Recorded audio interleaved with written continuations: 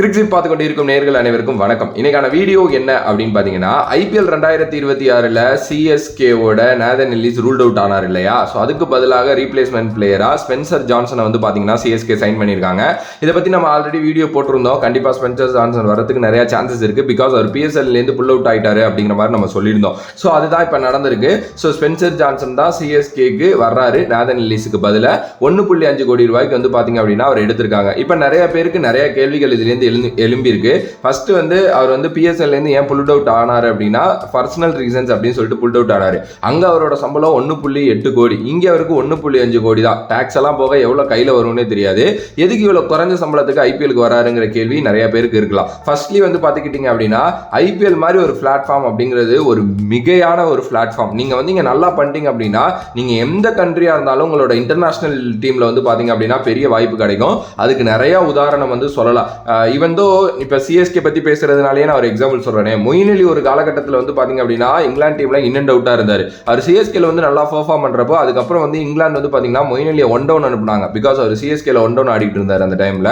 So இப்படிப்பட்ட மாற்றங்கள் IPL எப்போவுமே ஏற்படுத்தும். ஸோ அதை ஒரு காரணமாக வச்சு தான் இல்லை எனக்கு PSL போனால் நான் விளையாடுவேன், பணம் கிடைக்கும். பட் ஆனால் நான் விளையாடுறது நல்லா விளையாண்டா கூட வெளியில் எல்லாருக்கும் தெரியும் என்னோட இன்டர்நேஷனல் டீம்லேயே ஒரு வாய்ப்பு கிடைக்கும் அப்படின்னா அது IPL தான் அப்படின்னு தான் எல்லா பிளேயர்ஸுமே விரும்புவாங்க. ஸோ அதை தான் அவரும் விரும்பியிருக்காரு. ஸோ அதில் வந்து ஒரு பெரிய விஷயம் இல்லை. ஆனால் இங்கே என்ன பண்ணுற தப்பு அப்படின்னா ஏப்ரல் 21, 23 தான் அவர் வந்து அவைலபிளாகவே இருப்பார் அப்படிங்கிற மாதிரி வந்து சொல்கிறாங்க. அப்படி பார்த்துக்கிட்டீங்க அப்படின்னா கிட்டத்தட்ட வந்து IPLோட ஃபர்ஸ்ட் ஹாஃபே ஆல்மோஸ்ட் முடிஞ்சிடும். அதுக்கப்புறம் எதுக்கு ஒரு பிளேயரை எடுத்துகிட்டு வந்து எனக்கு அதுதான் சுத்தர புரியல. ஏன்னா இப்போ நீங்கள் நேதன் எல்லிஸ் மாதிரி ஒரு பிளேயருக்கு வந்து ரீப்ளேஸ்மெண்ட் பார்க்குறீங்க அப்படின்னா டே 1லேருந்தே அவைலபிளாக இருக்கிற பிளேயர்ஸ் நிறைய பேர் நல்ல பிளேயர்ஸ் இருக்காங்க. ஆக்சுவலி நீங்கள் நல்ல ஃபாரின் ஃபாஸ்ட் பவுலர்ஸே அப்படி எடுத்துகிட்டு வரலாம். ஓகே, பட் ஆனால் ஏன் வந்து ஸ்பென்சர் ஜான்சன் மாதிரி ஒரு பிளேயருக்கு பாதி IPL போனதுக்கு அப்புறம் கூட பரவாயில்ல அப்படின்னு யோசிக்கிறாங்க அப்படிங்கிறது வந்து தெரியல. இது சிஎஸ்கேயோட ஒரு பேட் மூவா இருக்கிறதுக்கு நிறைய சான்சஸ் இருக்கு.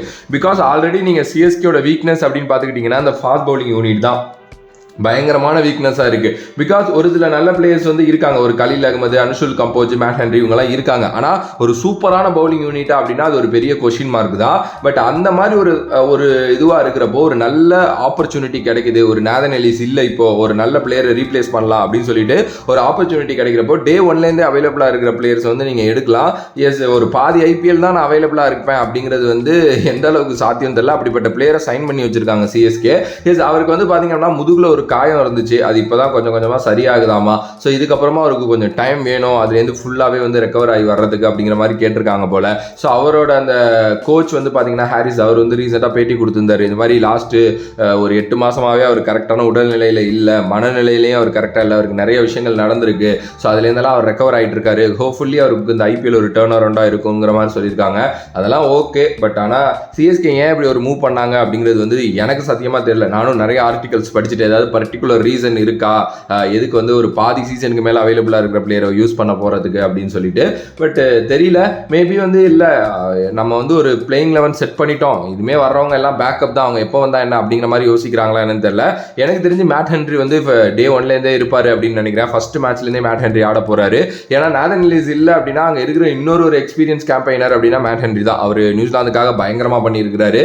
ஆனால் IPLலேயே ஒரு சில நல்ல இது நம்ம வந்து அங்கங்கே பார்த்துருக்கோம். ஈவன் தோ சிஎஸ்கேலே இதுக்கு முன்னாடி இருந்திருக்காருன்னு நினைக்கிறேன். ஓகே, ஸோ மேட் ஹென்ரி நல்லா மாட்டுனுச்சு அப்படின்னா அன்னைக்கான டே அவருக்கா இருந்துச்சு அப்படின்னா டக்குன்னு கேமை திருப்பி விட்டுருவாரு.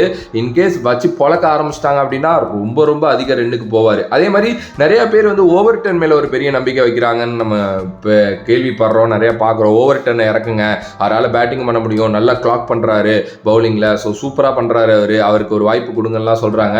ஜேமி ஓவர்டன் எஸ் இனி இந்தியன் பிச்சர்ஸ் அவர் எனக்கு தெரியல. அதே மாதிரி தான் வந்து Matt Henry in Indian pitchers. So பார்க்கலாம் என்ன நடக்க போகுதுன்ட்டு. பட் என்னதான் வந்து பார்த்தீங்கன்னா சிஎஸ்கே ஒரு நல்ல பேட்டிங் லைனப் வச்சிருந்தாலும், ஒரு சூப்பரான ஒரு அட்டாலட்டி பேட்டிங் லைனப் வச்சிருந்தாலும், பவுலிங் அப்படின்னு எடுக்கிறப்போ சிஎஸ்கேல நிறைய ஓட்டைகள் இருக்கதா செய்யுது. சிஎஸ்கேவோட பெரிய வீக்னஸாகவே இந்த பவுலிங் கருதப்படும் அப்படின்னு தான் நான் நினைக்கிறேன். மேபி இந்த சீசன் IPL ஏதோ ஒரு விதத்தில் அடி வாங்க போகிறாங்க சிஎஸ்கே அப்படின்னா அது பவுலிங் தான். பட் ஆனால் நம்ம எல்லாருக்குமே தெரியும் ஒரு மொக்க பவுலிங் யூனிட்டை வச்சே கப்படிச்ச ஒரு டீமு. ஸோ பார்ப்போம், இப்படி ஒரு நல்ல ஓரளவுக்கு எக்ஸ்பீரியன்ஸ், ஓரளவுக்கு நல்லா ஒரு மாதிரி மிக்சடாக பெஸ்ட்டாக இருக்கிற ஒரு டீமை வச்சு ஏதாவது பண்ணுவாங்க அப்படின்னு நான் யோசிக்கிறேன். உங்களோட கருத்து இதை பற்றி என்ன? ஏன் ஸ்பென்சர் ஜான்சனை பாதிக்கு மேலே தான் அவங்க வந்து அலோவ் பண்ணுறாங்க?